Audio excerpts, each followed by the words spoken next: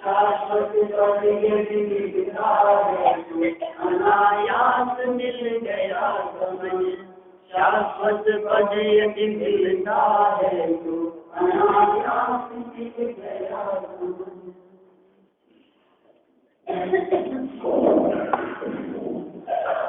आत्म अनुशासन नामक ये ग्रंथ है और नीति सूचक बहुत सारी बातें इसमें कही गई। सुख पूर्वक जीवन यापन किस प्रकार किया जा सकता है, यह जीव कैसे सुखी हो सकता है, इसके दुख को दूर करने का क्या उपाय है और दुख का असली कारण क्या है, ऐसी बहुत सारी सामान्य विषयों की चर्चा यहाँ की गई। जन सामान्य भी यदि इन विषयों को पढ़े तो उसके हृदय में बातें आसानी से उतर जाएं। इतनी सरल भाषा में ये सब प्रयोग किए हैं। इसके 66 श्लोक तक हम कल चर्चा कर चुके हैं, जिसमें 65 और 66 नंबर श्लोक में कितनी मार्मिक बात कही थी कि चाहे धनवान व्यक्ति हो चाहे निर्धन व्यक्ति हो। जैसे संसार अनुप्रेक्षा में चर्चा की ना, दाम बिना निर्धन दुखी तृष्णा वह धनवान। हमें लगता है कि वो जो पंक्तियां हैं वो यहीं से उठाई गई है। निर्धन जन धन बिना दुखी और तृष्णा से दुखमय धनवान। सभी भोगते कष्ट मात्र मुनिराज भोगते सुख की खान। जगत में संसार दशा में रहते हुए, गृहस्थ दशा में रहते हुए सभी दुख भोगते हैं। सम्यक दृष्टियों को कदाचित ग्रहण कर देंगे हम, ठीक है ना। और यदि हम सुख की खान की चर्चा करें तो उस दृष्टि से देखा जाए तो सम्यक दृष्टि भी कुछ नहीं है। किंचित कदाचित अल्प अतीन्द्रिय आनंद का उपभोग वे करते हो, लेकिन फिर भी बाहुल्यता से तो दुख में ही काल व्यतीत होता है। आप सोचिए, यदि दुखमय जीवन न होता सम्यक दृष्टियों का, तो वे उस स्तर से ऊपर चढ़ने का प्रयास क्यों करते। माने उस चतुर्थ गुणस्थान से ऊपर चढ़कर संयम अंगीकार करने की भावना जो उनके हृदय में होती है, वो स्पष्ट रूप से इस बात को प्रतिपादित करती है कि इस दशा में भी आनंद नहीं है, कुछ न कुछ कमी है, पूर्ण सुखी नहीं है, और जो आनंद मिलना चाहिए वो आनंद मिल नहीं पा रहा है।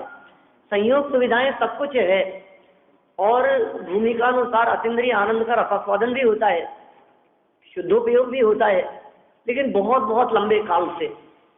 किसी को महीने भर बाद में हुआ तो किसी को 4 महीने बाद में हुआ, किसी को 7 दिन बाद में हुआ तो किसी को 6 महीने भी लग जाए। सम्यक से च्युत न हुए तो 6 महीने का अंतराल भी हो सकता है, इतना लंबा काल भी हो सकता है। तो सम्यक दृष्टि ज्ञानी जीवों को भी यहाँ इसी श्रेणी में लिया है कि धन और निर्धन, धन होवे चाहे धन नहीं होवे, दोनों ही स्थितियों में ये जीव संसार दशा में, गृहस्थ दशा में रहता हुआ दुखी ही है। मात्र मुनिराज ही ऐसे हैं जो सुख को भोगते हैं। और सुख क्या भोगते हैं? सुख की खान। मात्र मुनिराज भोगते सुख की खान। इसलिए अपन ने आचार्य कुंद की उन पंक्तियों का भी स्मरण किया था, जिसमें उन्होंने कहा, परिवज्यतु सामन्नम यदि इच्छति दुख परिमुखम। प्रवचन सार 200 या 201 नंबर की गाथा है, और आचार्य कुंद स्वामी ने स्पष्ट शब्दों में कह दिया कि हे जीव, यदि तू दुखों से मुक्त होना चाहता है तो सामान्य को अंगीकार कर, मुनिव्रत अंगीकार कर। कैसे होते हैं मुनिराज? मुनिराजों का क्या स्वरूप है? क्योंकि मुनिराजों की चर्चा सुनते ही, मुनिराज या मुनि अवस्था अंगीकार करने का नाम सुनते ही हमारे को घबराहट होने लगती है। अभी यदि इतना कह देना बाबू जी की कोट उतारना है तो ही ठंड लगने लगती है अपने को कि अभी इस ठंड में, और कहें कि साहब नग्न दिगंबर हो जाना है तो क्या स्थिति होगी, सोचो आप। माने हमारे दिलो दिमाग में मुनिराज के नाम पर बहुत अधिक कष्ट और दुख दिखाई देता है। लेकिन गुणभद्राचार्य यहाँ कहना चाहते हैं कि मुनि भूमि का कष्ट सहने का नाम नहीं है, मुनि भूमि का परेशानियों का नाम नहीं है, आनंद रूप दशा है, अपार आनंद है, अद्भुत आनंद है। विलक्षण आनंद है। जगत के जीव जिस प्रकार के आनंद की कल्पना भी न कर सकते हो, वैसे आनंद का उपभोग सर्व परिग्रह के त्यागी दिगंबर मुनिराज किया करते हैं। प्रति समय करते हैं, क्षण क्षण में करते हैं। प्रति समय तो नहीं कह सकते अपन, लेकिन क्षण क्षण में। तो यहाँ ये कह रहे हैं कि आप देखो कैसा स्वरूप है उनका, कुछ नहीं है उनके पास में। जगत के जीवों को लगता है अरे कैसे सर्दी भोगते होंगे, अरे साहब। और कभी कभी तो ऐसे शब्द सुनने को मिलते हैं, लोग ऐसा कह देते हैं, जो बनते हैं उन्हीं को पता लगता है। साहब आप क्या जानो, करके देखो तो पता लगे। 2 बाल उखाड़ो तो पता लगे कितनी तकलीफ होती है। केश रोज करना आसान काम थोड़ी ना। अरे भैया, उन्हें कष्ट नहीं लगता, उन्हें तकलीफ नहीं लगती।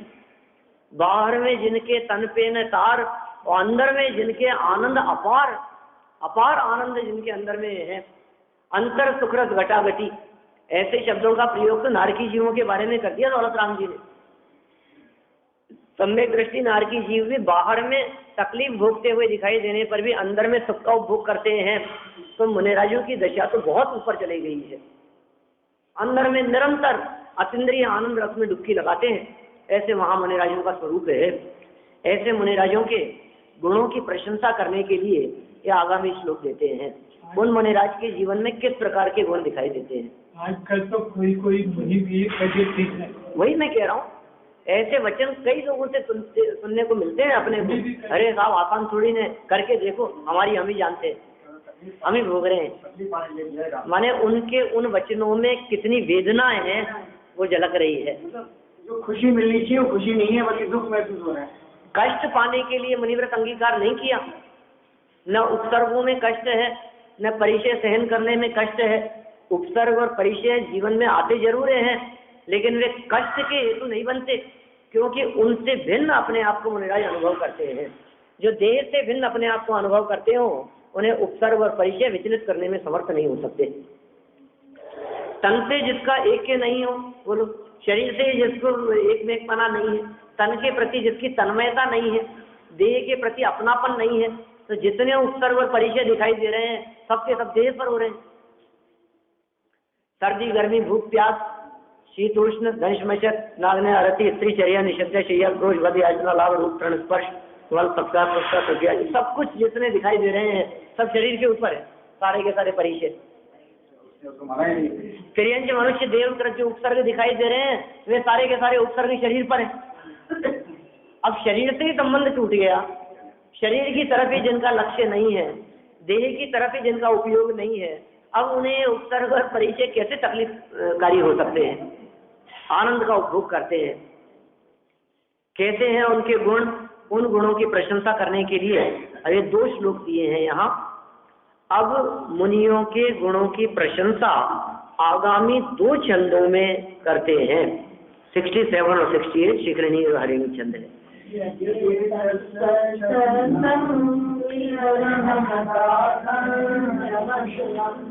सहायै संवात शुद्धमुपशमेक समबलं मनोमन्दस्पन्दं बहिरपि चिरायाति विमृशन् न जाने कस्येयं परिणति नरस्य तपसः।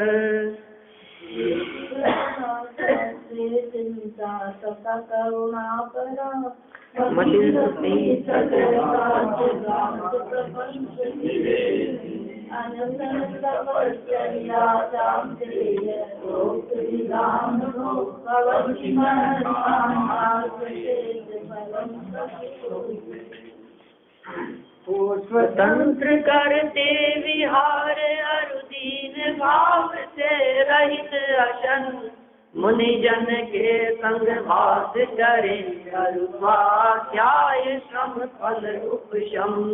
निज स्वरूप से कभी बहिर्मुख होते सब मीमांसक नहीं जाने हम मुनि वर की इस उदार सबकी परिणति, शुद्ध चिंतन अरु जीवों की उत्कृष्ट दया वैराग्य महान, एकांत प्रपंच नाश करती जिनकी मति सूर्य समान, अंत समय शास्त्रों के विविध अनुषद पूर्वक सजते दे, है महान तप फल यह परिणति, अल्प तपों से नहीं मिले। ये कितने सुंदर मुनिराजों के जीवन और उनके उत्कृष्ट आचरण का वर्णन कर दिया है।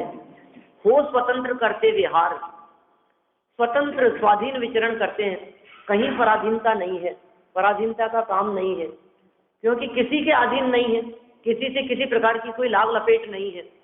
जब जितना रुकने का मन किया, विकल्प हुआ, रुक गए, विकल्प टूट गया रुकने का, उठ करके विहार करने लगे।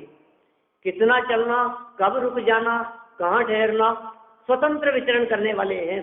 कैसी स्वाधीनता है। कल भी हमने कुछ इस तरह की 66 नंबर के श्लोक के आधार पर चर्चा की थी कि पराधीन सुख से भी श्रेष्ठ है स्वाधीनता। पराधीनता में रंच मात्र सुख नहीं है। हम जितने प्रकार के सुख की कल्पना करते हैं, उस सुख में स्वाधीनता का लेश मात्र भी नहीं है, इसलिए वो सुख का हेतु नहीं हो सकता है। जिसकी भी हम कल्पना करते हो, हमें यदि गाड़ी में सुख लगता है तो हमारा सुख गाड़ी के अधीन हो गया, पराधीन हो गया ना। हमें यदि पत्नी पुत्रादिक में सुख लगता है तो हमारा सुख उनके अधीन हो गया। हमारे को यदि किसी के सहयोग में, किसी के उपकार में कोई व्यक्ति हमारा भला कर दे, कोई हमारा सहयोग करे, कोई हमारे लिए शरणभूत है, उससे हमारे को सुख मिलेगा, तो समझ लीजिए आप हमारा सुख उनके अधीन हो गया। और यहाँ स्पष्ट कह रहे हैं कि पराधीनता में रंच मात्र भी सुख नहीं है। मुनिराज स्वाधीन विचरण करते हैं, स्वतंत्र विचरण करते हैं, इसलिए मुनिराजों के समान दूसरा कोई सुखी नहीं है। पराधीन स्वप्ने सुख नहीं, पराधीनता में स्वप्न मात्र में भी सुख नहीं है। तो जो अत्यंत स्वाधीन हो, अरे देह की भी पराधीनता नहीं है, इंद्रियों की पराधीनता नहीं है, बाह्य जगत की पराधीनता नहीं है, कर्मों की पराधीनता नहीं है, और उदय की पराधीनता नहीं है। उदय कैसा भी हो, हम उसके अधीन नहीं होते। देखो, हम तो संयोगों के पराधीन है, घर गृहस्थी के पराधीन है, इंद्रियों के पराधीन है, इंद्रिय विषयों के पराधीन है।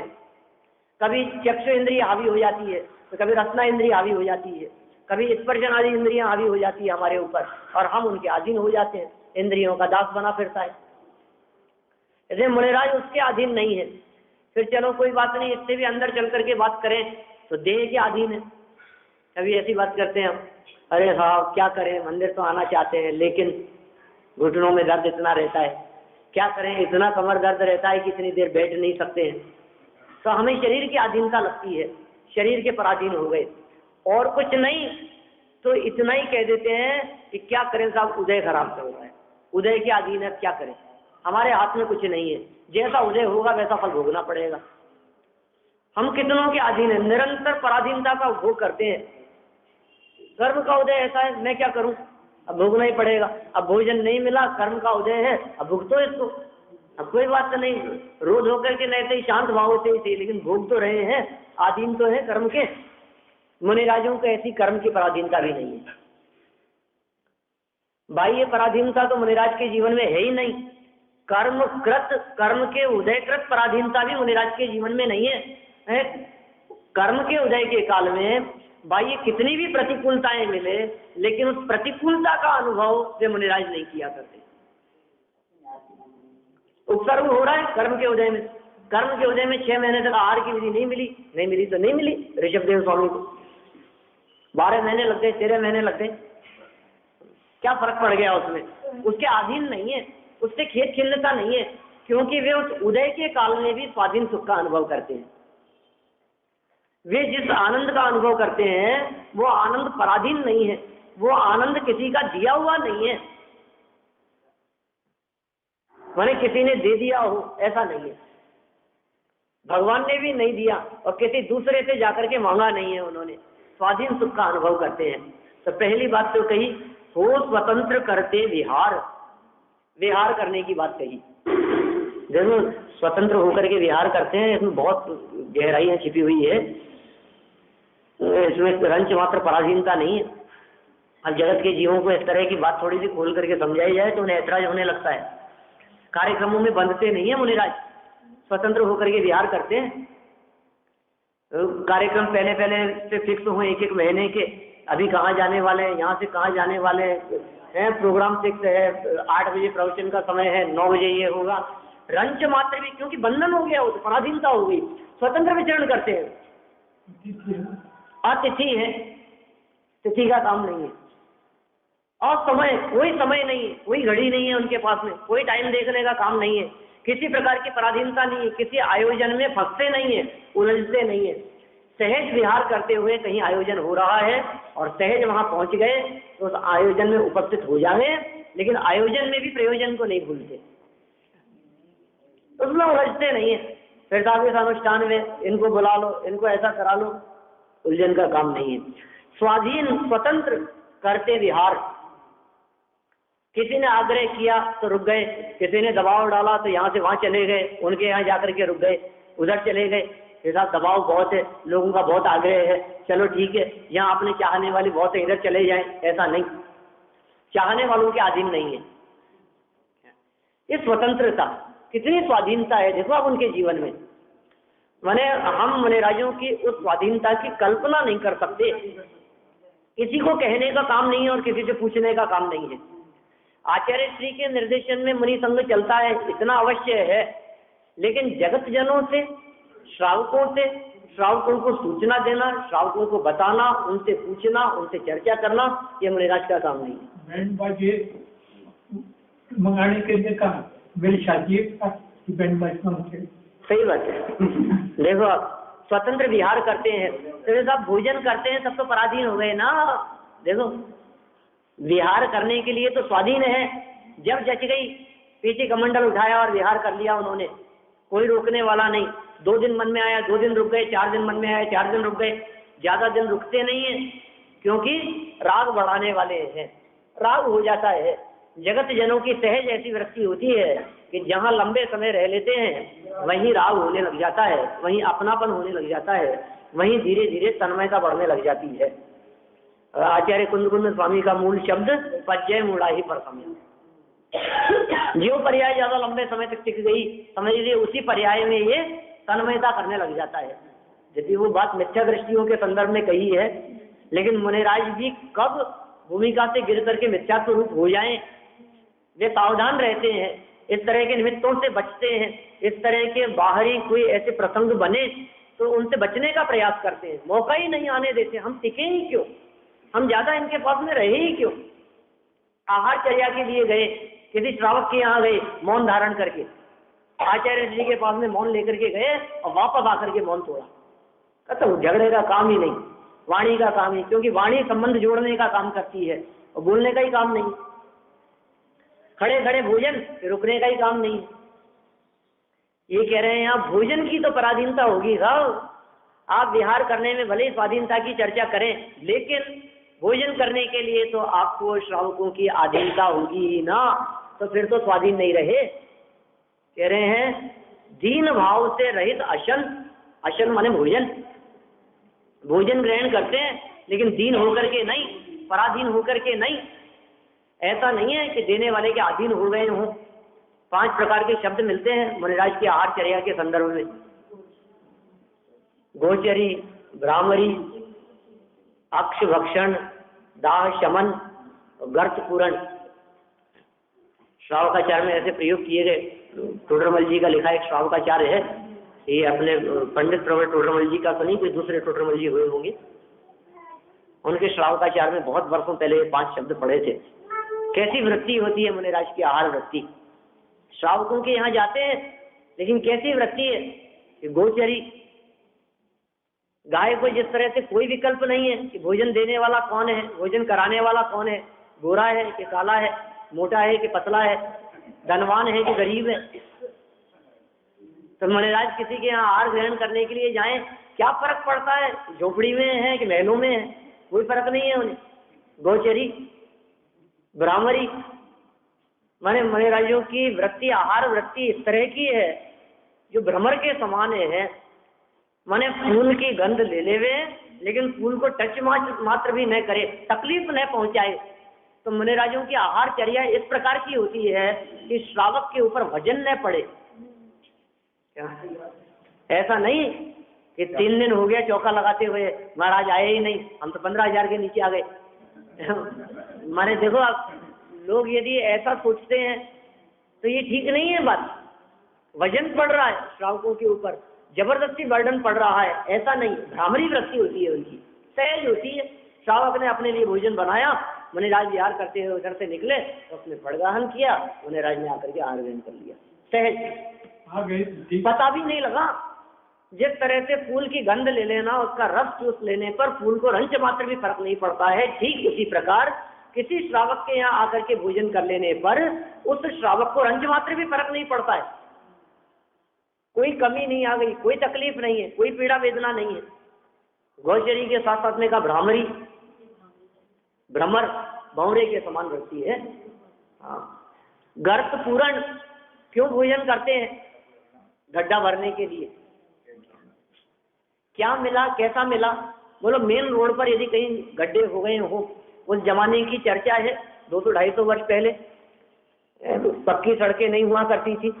कहीं जमीन पर यदि गड्ढा हो गया है तो गड्ढा भरने के लिए आसपास वाले, वहां रहने वाले, सड़क के किनारे दुकान लगाने वाले क्या करते हैं? उस गड्ढे के लिए लोगों की दुर्घटना न होवे, लोग उस गड्ढे में गिर न जाएं, ऐसा करने के लिए किसी भी रीति से, मिट्टी से, पत्थर से, घास से, जो मिला उसको भर दो। उसको कोई अच्छी चीज, खराब चीज, कोई विकल्प नहीं है इस तरह का। तो मुनिराज भी अपने पेट को उस खाली गड्ढे के समान जानते हैं और गर्त पूरण ऐसी पद्धति से वे आहार ग्रहण करते हैं। हमें तो इस गड्ढे को भरना है, जो कुछ भी मिले, मीठा हो चाहे नमकीन हो, शुद्ध सात्विक हो। और इस बात का निर्णय हो गया देने वाले की प्रतिज्ञा से। आहार जल शुद्ध है, प्रतिज्ञा कह करके उसने आहार दिया हमारे को। ये गर्त पूरण। अक्ष भक्षण और दाह शमन। अक्ष भक्षण शब्द के लिए उन्होंने उदाहरण दिया इस प्रकार का कि जिस तरह से गाड़ी चलाने के लिए पेट्रोल की जरूरत होती है, ठीक उसी प्रकार इस देह रूपी गाड़ी को चलाने के लिए भोजन की जरूरत महसूस हुई। जब जरूरत महसूस हुई तो आहार के लिए चले गए, और वो भी इतना क्षीण विकल्प।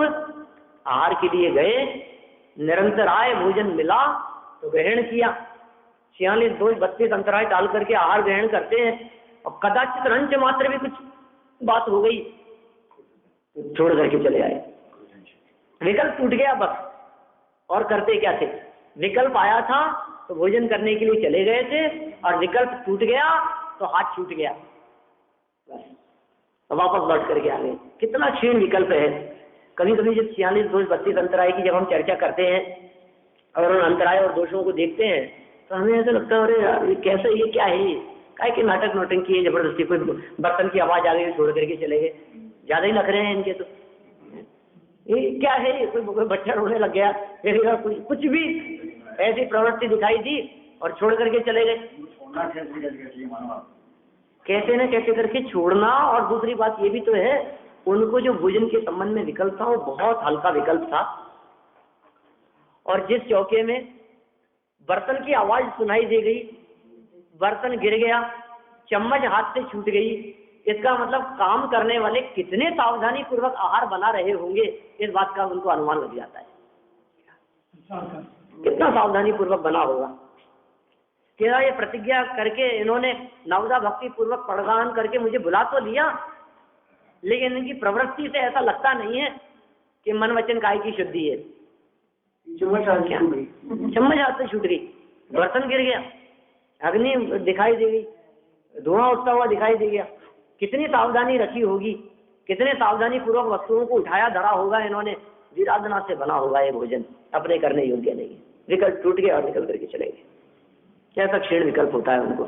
हर बात के पीछे कुछ ना कुछ प्रयोजन है, कोई ना कोई बातें ऐसी छिपी हुई है कि क्या फर्क पड़ गया साहब, थोड़ा सा कुछ आ गया तो छोड़ दो उसको, ठीक है। नहीं नहीं भाई साहब, आपका इसका मतलब ये है कि आप देख नहीं पा रहे हैं, आपने सावधानी नहीं रखी है, ठीक है ना, वो शुद्धता का ख्याल नहीं रखा है। ये बात पकड़ में आ गई उनके, चल दिए तो विकल्प को तोड़ करके। ऐसा सहज जीवन होता है मुनिराजों का। और अंतिम कौन सा रह गया? अक्ष भक्षण हो गया, दाह शमन, बस जठराग्नि के शमन के लिए। और यदि दौलत राम जी के शब्दों में कहा जाए तो उन्होंने कहा, ले तप बढ़ावन हेतु नहीं तन पौषते तजी रसन को। ले तप बढ़ावन हेतु, क्यों आ रहे हो आप आहार लेने के लिए? ये तप बढ़ाने के लिए। नहीं तन पोषते, शरीर के पोषण का कोई विकल्प नहीं है। और तजी रसन को ये बहुत मार्मिक बात कह दी उन्होंने। कभी मीठे का त्याग कर दिया, कभी नमक का त्याग कर दिया, कभी घी तेल का त्याग कर दिया, कभी दूध का त्याग कर दिया, बदल बदल करके रसों का त्याग। धर्म के 10 लक्षण पुस्तक में उत्तम तप धर्म की चर्चा करते हुए रस परित्याग जहाँ तप बतलाया है वहां इसकी चर्चा की बहुत मार्मिक ढंग से। कोई व्यक्ति ऐसा नहीं है, कभी तो नमक छोड़ देते हो, कभी मीठा छोड़ देते हो, ये क्या चक्कर है? एक दिन नमक नहीं खाएंगे, एक दिन ये नहीं खाएंगे, एक दिन वो नहीं खाएंगे। अरे छोड़ना है परमानेंट छोड़ दो ना। हम कहाँ तक त्याग हम कहाँ तक ध्यान रखेंगे आज इस चीज का त्याग है और आज इस चीज का त्याग है, आज रस नहीं लेंगे और आज मीठा नहीं लेंगे। अरे नमक का त्याग, जीवन भर के लिए नमक का त्याग, हो गई छुट्टी। जीवन भर के लिए मीठे का त्याग, ऐसा क्यों नहीं कर देते हैं? कि नहीं भाई साहब, ऐसा नहीं है। उन्हें तो भोजन के प्रति राग तोड़ना है, भोजन को नीरस करना है, ठीक है ना? वो तो कुछ समय बाद में, हाँ तप अधिकार था, अपन ने चर्चा की थी उसकी। 12 प्रकार के तपों में रस परित्याग तप की चर्चा करते थे, हमने ऐसी चर्चा की। आदत पड़ जाती है। आप देखिए, आप यदि रोजाना मीठी चाय पीते हैं और एक दिन चाय में मीठा डालना भूल गए और फीकी चाय, अब आपको कैसी लगती है? कितनी स्वादिष्ट लगेगी सब? 7 दिन आप मीठी चाय लेवें और एक दिन फीकी चाय लेवें तो अच्छी नहीं लगती है, और रोजाना ही फीकी लेने लग जाए तो अब उसी का स्वाद आने लगेगी। वही रस हो गया, वही रस वाली हो गई। तो मुनिराज का जो रस परित्याग नाम का जो तप है, ये बदल बदल करके त्याग। और दूसरा एक बहुत सुंदर तर्क दिया दादा ने वहां, उन्होंने कहा देखो, यदि किसी एक रस का परमानेंट त्याग कर दिया जाए, नमक का परमानेंट त्याग कर दिया गया, तो उस संबंधी आवश्यक तत्वों की शरीर में से कमी हो जाएगी। मीठे का परमानेंट त्याग कर दिया मान लीजिए आपने, तो शरीर में से मीठे की कमी हो गई, तो उस संबंधी आवश्यक तत्वों की कमी भी न हो गए और भोजन भी नीरस हो जाए, भोजन के प्रति आसक्ति और रस भी न होवे। इस दृष्टि से वे बदल बदल करके रसों का त्याग करते हैं। वो साइंटिफिक तरीके से, बिल्कुल ऐसा नहीं है चाहे जिस चीज का चाहे जब त्याग कर दो आप, ऐसा नहीं है। बदल बदल करके त्याग करने के पीछे भोजन के प्रति आसक्ति तोड़ना ये एकमात्र हेतु है। शरीर में जो मूल तत्व जो पहुंचने चाहिए उसमें बराबर पहुंच रहे हैं, उसमें कमी नहीं है, क्योंकि ले तप बढ़ावन हेतु, तप में रंच मात्र भी बाधा नहीं होवे, तपस्रण बराबर चल रहा है। ये कह रहे हैं दीन भाव से रहित होकर के, कोई दीनता का काम नहीं है। अरे दीनता तो उसकी है, विकल्प तो उसे आता है।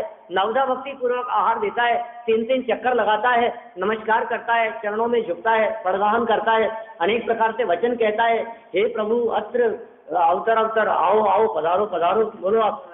आहार जल शुद्ध है, मन शुद्धि, वचन शुद्धि, काय शुद्धि, अनेक प्रकार से वचन कहता है। तो उसके इन वचनों को सुनकर के आहार के लिए आते हैं, दीनता रूप वचन नहीं कहते। टोडरमल जी साहब ने आहार चर्या के संदर्भ में जब इस तरह की चर्चा की गई 5वें अध्याय में श्वेतांबर समीक्षा के अंतर्गत, तो दिगंबर परंपरा की इस वृत्ति का निषेध किया उन्होंने, श्वेतांबरों ने। उन्होंने कहा नहीं साहब, ये अच्छी बात नहीं है, आप आहार चर्या के लिए जाते हैं, अच्छी बात नहीं है, आप ले लो ना। ये क्या पड़गाहन की प्रवृत्ति और क्या इस तरह की प्रवृत्ति और क्या विधि की बात करते हैं आप जाकर के मांग ले रहे, वो ज्यादा अच्छा है। नहीं, इससे मान कषाय कम होती है, ऐसा उन्होंने तर्क दिया। मान गलता है, आसान काम थोड़ी ना किसी के भी जाकर के मांग लेना। अभी आप घर घर जाकर के मांग सकते हो? नहीं मांग सकते। तो वो जो मुनिराज हैं उन्होंने अपने साधुओं की चर्चा की कि जाकर के मांग लेते हैं, घर घर जाकर के पात्र ऐसे आगे बढ़ा देते हैं। तो कितनी अच्छी बात है, अंदर से अभिमान निकल गया है, अंदर से मान कषाय निकल गया है, इसलिए ऐसी प्रवृत्ति होती है। तो टोडरमल जी ने उनकी उस प्रवृत्ति का चित्रण करते हुए 5 पाप घटित कर दिए उसमें। वो 5वें अध्याय में उन्होंने बहुत पहले पढ़ा था अपन ने, बीच में कार्तिक अनुपेक्षा भी पढ़ दिया, सवार सिद्धि पढ़ा बीच में, उससे पहले मोक्ष मार्ग का शिक्षा लाया था। तो हमारे देखिए आप कैसे सिद्ध किए उन्होंने कि देने वाले के परिणाम नहीं थे और दरवाजे पर जाकर के खड़े हो गए, जबरदस्ती देना पड़ा। नहीं, हिंसा है, उसके परिणामों में खेद हुआ, परिणामों में पीड़ा हुई, उसके ये हिंसा का पाप लग गया, इसमें हिंसा है। राग द्वेषादि भावों का नाम ही तो हिंसा है, अंदर में उत्पन्न होने वाले विकार भाव कषाय भाव का नाम ही तो हिंसा है। तो सामने वाले के प्राणों का प्राणों का घात किया, इसलिए हिंसा का दोष लगता है। दरवाजे पर जाकर के खड़े हो गए आप, झूठ का दोष लगेगा आपको। क्यों झूठ का दोष लगेगा? क्योंकि आपने दीनता रूप वचन कहे, जो हो वो दे दो। आपके ये जो वचन है, ये दीनता रूप वचन है, ये असत्य की श्रेणी में जाते हैं। दरिद्रता रूप वचन है, ऐसे वचन किसी विशिष्ट पद वाले को कहना ये शोभा का काम नहीं है, अशोभनीय है। तो वचनों में दरिद्रता, वचनों में दीनता, स्पष्ट हो गई बात, झूठ है ये बातें कहना योग्य नहीं है, झूठ की श्रेणी में चला गया।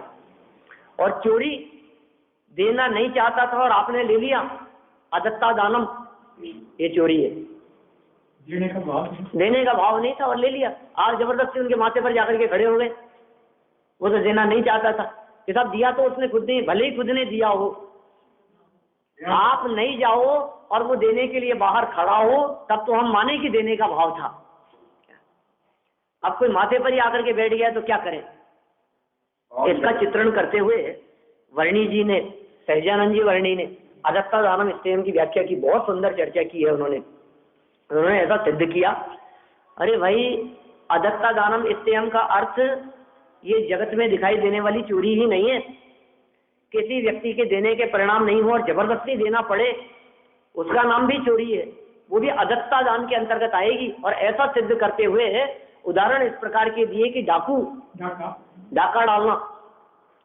कोई डाकू आपके घर में घुस गया, बंदूक आपके माथे पर रखी और कहता है तिजोरी खोलो, खोलता है क्या?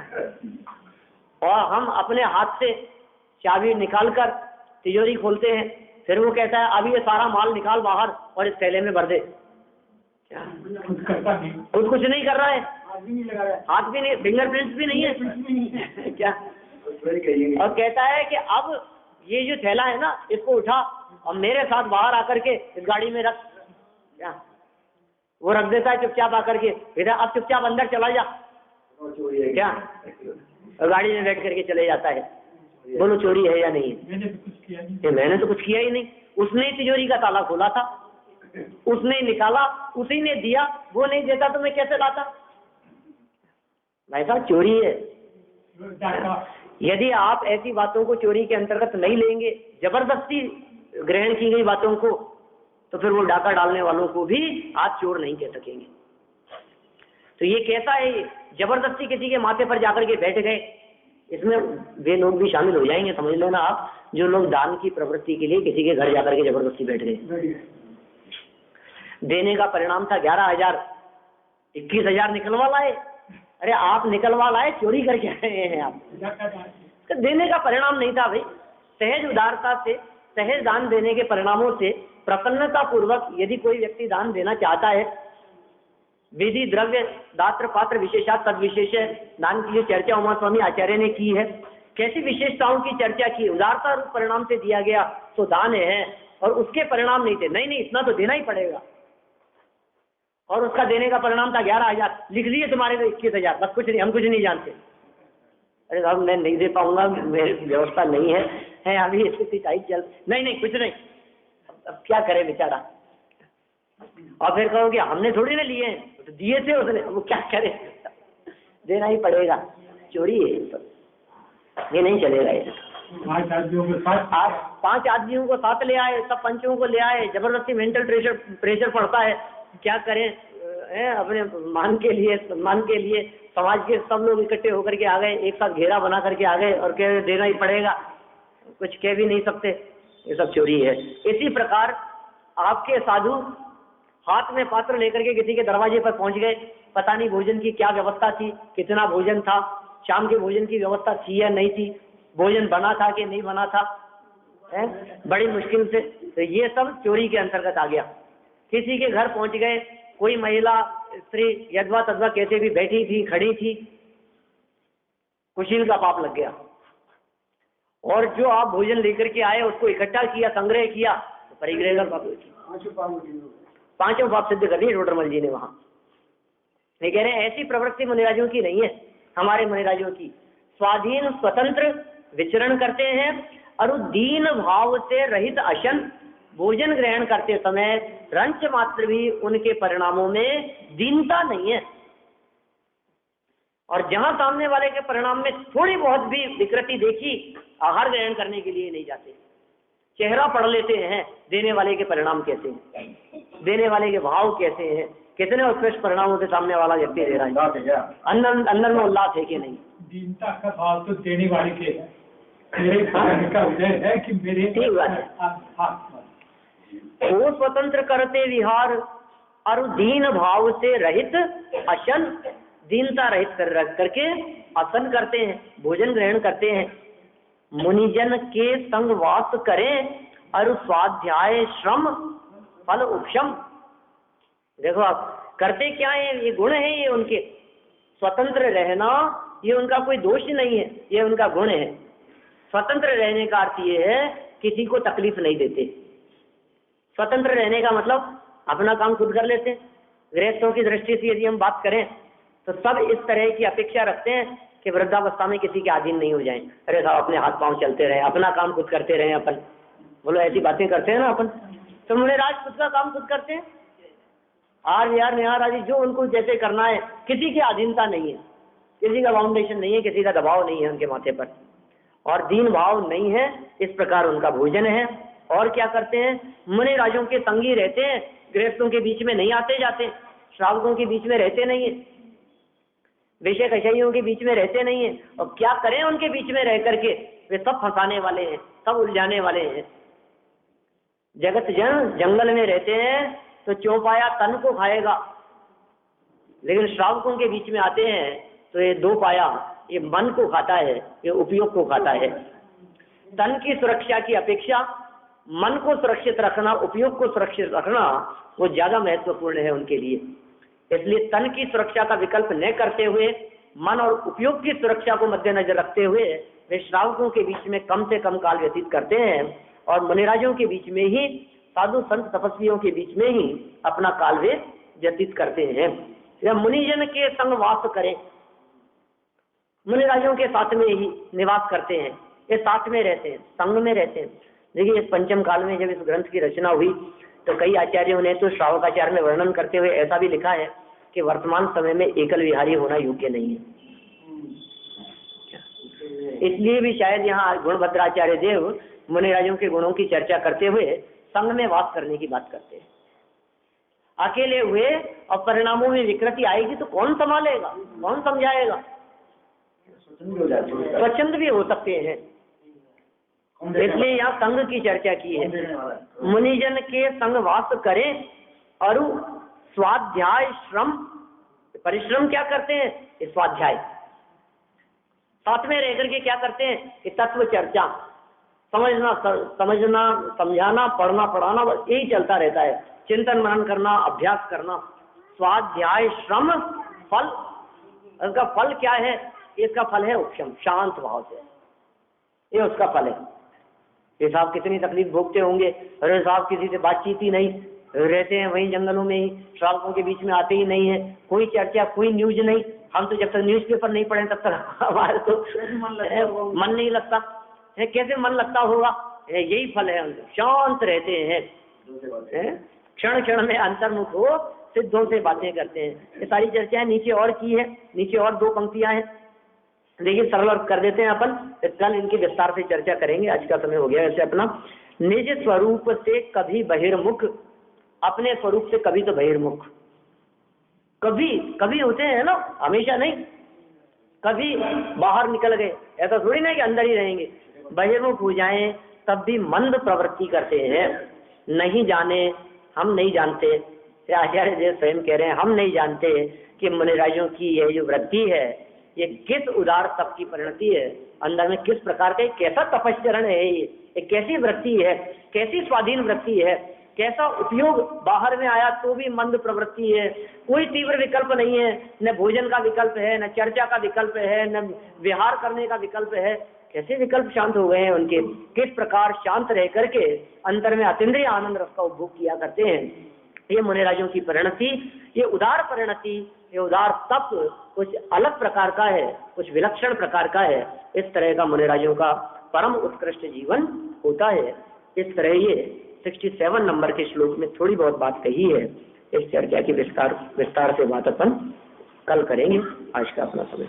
मैं ज्ञानानंद स्वभावी हूँ, मैं ज्ञानानंद स्वभावी, मैं हूँ अपने में स्वयं पूर्ण पर की, मुझमें कुछ गान नहीं। मैं अर्श अरूपी स्पर्शी पर से कुछ भी संबंध नहीं। मैं रंग रास से भिन्न से भी मैं भिन्न निराला हूँ।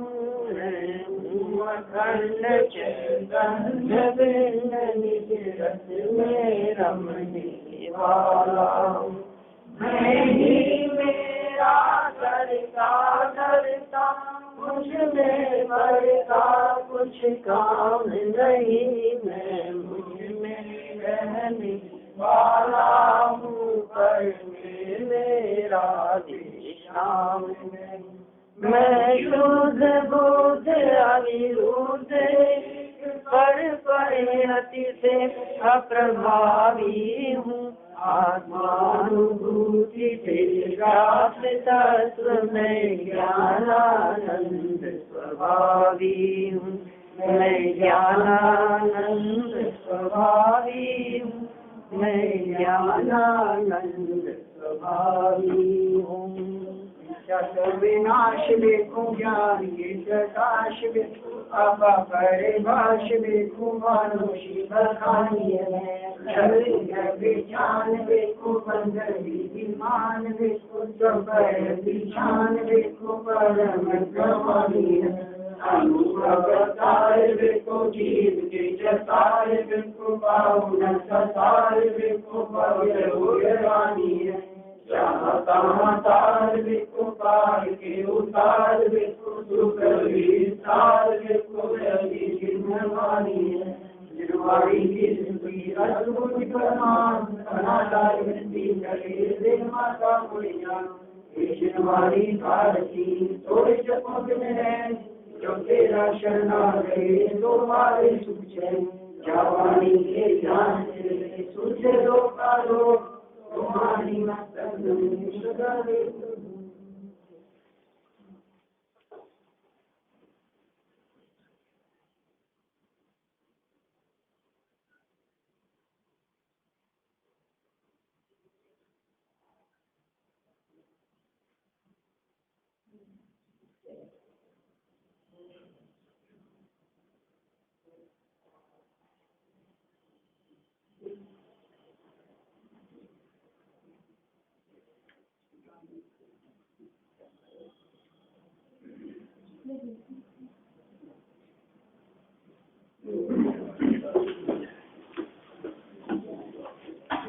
लोग शांति मानी